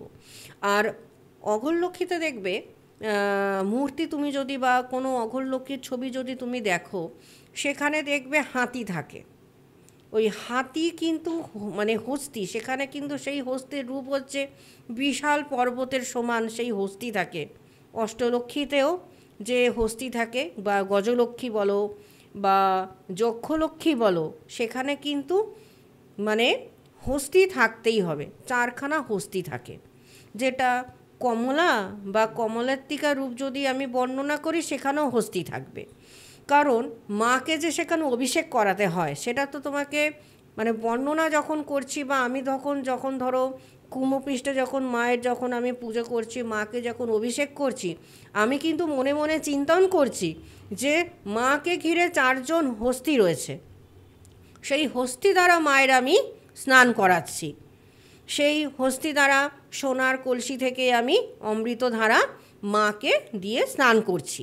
তো এইটা এবার তুমি যদি বলো দেখো সেটা তো তোমার তুমি যদি গজলক্ষ্মী বলো, সেটা তো তোমার কিছুটা বৈষ্ণব আচারের মধ্যে পড়ে যাচ্ছে। তো এখানে কিন্তু বৈষ্ণব আচারও কিন্তু ঢুকে যাচ্ছে, আর বৈষ্ণব আচারের সঙ্গে এখানে যেটা মিক্স হচ্ছে সেটা হচ্ছে তান্ত্রিক আচার, কারণ অঘোরাচার তো সেই তান্ত্রিক আচারের মধ্যেই পড়ছে। আমি যখন পুজোতে বসছি সেক্ষেত্রে আবার বামাচারী হয়ে যাচ্ছে, কারণ আমি দশমহাবিদ্যারই আরাধনা করছি মা কমলা, কমলার থেকেই কমলাত্মিকা, সেখান থেকেই তোমার গজলক্ষ্মী, সেখান থেকেই যক্ষলক্ষ্মী, আবার সেখান থেকেই অঘোর লক্ষ্মী।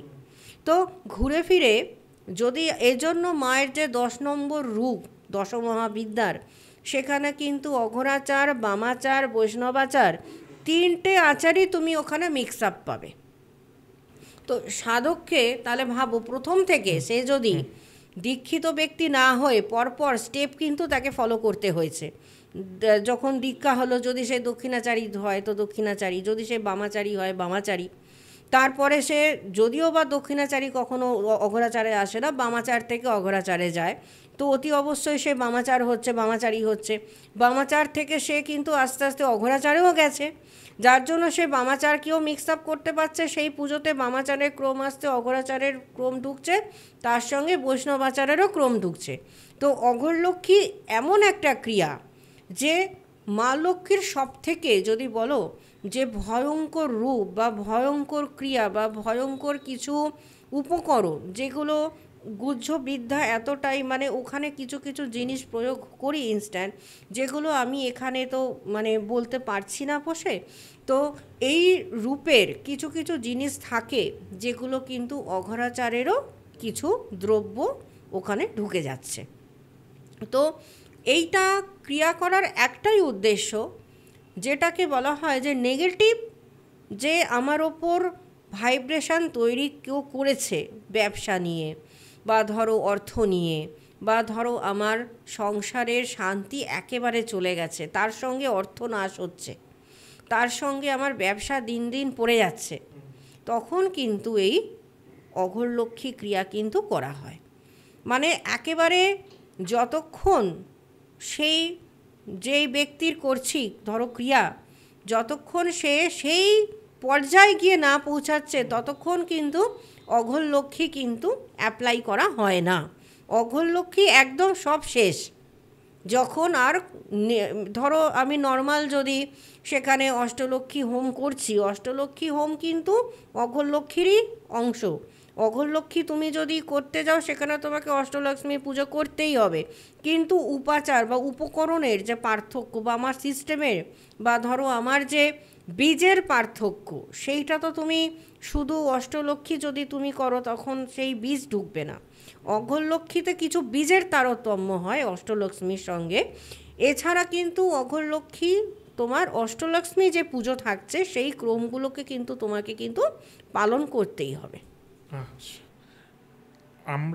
আমার মনে হয় যে এই পডকাস্টটা এখানেই আজকে থামাই। তার কারণ যদি দর্শক বলে তাহলে আমরা আজকে যেরকম করলাম যে বিভিন্ন দেবদেবীর বিষয় নিয়ে একদম ডিটেলে আলোচনা করলাম, এটা আমরা কন্টিনিউ রাখবো। হ্যাঁ, যদি দর্শক বলে যে এটা কন্টিনিউ রাখতে হবে, যদি কমেন্টে বলে যে এটা রাখো, দর্শক যদি মনে করে যে অঘোরলক্ষ্মী নিয়ে আরও কিছু বিস্তারিত কিছু তথ্য তারা শুনতে চাইছে বা আগ্রহী, বা ধূমাবতী নিয়ে, হ্যাঁ ধূমাবতী নিয়ে দশ মহাবিদ্যার যাকে নিয়ে সেখানে তখন বা আরো অন্যান্য যত দেবী আছে যাদের মানে রেকমেন্ড করতে পারে তারা, যে তারা যেটা চাইছে, যে দেবীর বিষয়ে জানতে চাইছে, সেটা নিশ্চয়ই কমেন্টে যদি রেকমেন্ড করে আমরা আগামী দিনে সেগুলো নিয়ে করব।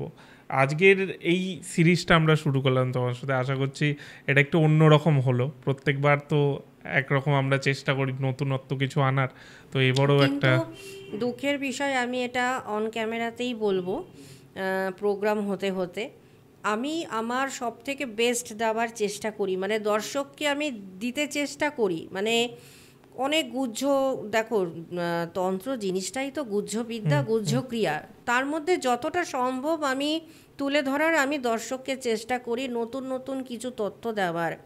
কিন্তু কিছু কিছু ক্ষেত্রে জানো তো, মানে আমি নিজে খুব হতাশা হয়ে পড়ছি, সত্যিকারের ঘটনা এটা। কারণ কিছু কিছু ব্যক্তি আছে, মানে তুমি দেখবে হয়তো এর আগেও দুটো আমার পডকাস্টে বা তোমার এখানেই আছে দেখবে, ইনস্ট্যান্ট জানো তো কিছু মানুষ আছে যারা ইনস্ট্যান্ট, আমি পডকাস্ট ধরো বেরোলো আজকে, তো 2 ঘন্টার মধ্যে নতুন নতুন অ্যাকাউন্ট ক্রিয়েট করে ফেলছে, নতুন অ্যাকাউন্ট ক্রিয়েট করে অশ্লীল তাদের ভাষা, অশ্লীল তাদের মানসিকতা, মানে এত বাজে বাজে তাদের কমেন্ট তখন দেখি, তখন না মানে মনটা খুব খারাপ হয়ে যায় যে আজকের দিনে মানুষকে আমি আমার দেখো প্রত্যেকটা দর্শক আমার কাছে প্রিয়, কারণ তারা এত সময় দিয়ে ধৈর্য সহকারে আমাদের পডকাস্ট দেখে, শোনে, তো প্রত্যেককেই আমার কাছে খুব ইম্পর্টেন্ট আমার কাছে। কিন্তু যখন কিছু দর্শক আছে এই ধরনের মানে বিড়ম্বনা সৃষ্টি করে, বা ধরো এটা তো মানুষকেও এটা বিড়ম্বনা তৈরি করা, বলো ধরো তুমি আমার খুব ভালো ফ্যান, বা তুমি আমাকে খুব বিশ্বাস করো, তুমি আমাকে খুব ভরসা করো, হঠাৎ আমার সম্বন্ধে ধরো কেউ একটা অশ্লীল মন্তব্য, একটা বাজে একটা কমেন্ট ওখানে করলো, সেখানে তোমারও কিন্তু মানসিকভাবে বলবে যে এইটা কেন বলছে, এটা তো বলা ঠিক না। তো দেখো যেটাই হোক এটা তো বিলম্ব, মানুষকে ডিস্টার্ব করা। তো এই কিছু ব্যক্তির জন্য মানে আমার দর্শকদেরও মানে সমস্যা, আমারও সমস্যা, তো আমি বুঝতে পারি না যে কেন এইগুলো নিয়ে বেশি আমি বলবো যে ভেবো না, কারণ আমি তোমাকে প্রথম দিন থেকেই বলছি যে এগুলো ইগনোর করো, মানে এগুলো দেখে লাভ নেই। মানে এইগুলো ওই দুটো কমেন্টের জন্য বাকি দেখো 200-300 জন কমেন্ট ভালো করছে, তো আমরা জানি আমাদের মাইন্ড সবসময় নেগেটিভ জিনিসটা আগে অ্যাট্রাক্ট করে, বাট অত আমার মনে হয় না, মানে আমি এতদিন ধরে কাজ করছি যেটা বুঝতে পেরেছি অত ভেবে লাভ নেই। তুমি পজিটিভলি কাজ করছো, তুমি করে যাও, আর তোমার তো জানো যে একটা ভালো অডিয়েন্স বেশ, মানে মানুষ সময় ভালোবাসে, তো 2-3 বা 10 জন কি বললো অত ভেবে লাভ নেই। এটাই ভরসা, মানুষ ভালোবাসে যারা অনেক আমার ধরো যারা এখন মানে ফ্যান ফলোয়ার্স আছে যারা, তাদেরও কিছু খুব ভালো ভালো কমেন্ট পাই। তো যখন মনটা খুব খারাপ হয় এই সমস্ত কমেন্ট দেখে, তখন কিন্তু আবার তাদের কমেন্টগুলো যখন পড়ি তখন কিন্তু খুব ভালো লাগে যে না, এমনও মানে আছে যারা নাকি মানুষকে বিব্রত করার জন্যই হয়তো বসে থাকে। তো খুব একটা গায়ে নিই না, কিন্তু এই যে কমেন্টগুলো যখন কিছু ফেক অ্যাকাউন্ট বানিয়ে যখন ফেক লোক যখন কিছু নেগেটিভ কমেন্ট করে, এটা কিন্তু আমাকে বলে না, আমি কিন্তু মানে খেয়াল করেছি সবার ক্ষেত্রেই কিন্তু আমি দেখেছি একটা বাজে কিছু কমেন্ট গিয়ে যে এরা করা, দেখো এরা তো সমাজের ভালোটাও নিতে পারে। এই যে এত ভালো ভালো আলোচনা করি, তারা তো এই পজিটিভ দিকটাও নিতে পারে। আরে তাদের যখন পোষাচ্ছে না দেখবে না, আর কি বলবো, দেখবে না। যাই হোক, থ্যাংক ইউ দিদি, তুমি অনেকদিন পর এলে, খুব ভালো একটা আলোচনা হলো, এবার অন্য রকমের আলোচনা হলো। আর তুমি যখনই আসো তখন আমাদেরও একটা চেষ্টা থাকে যে একটা নতুন কিছু করার। এবারও আশা করছি দর্শক একটা নতুন কিছু পেয়েছে, আশা করছি আগামী দিনে আবার আমরা বসবো, আর দর্শক কি কমেন্ট করে আমিও দেখি, তুমিও দেখো, সেই অনুযায়ী আমরা বসবো। থ্যাংক ইউ দিদি।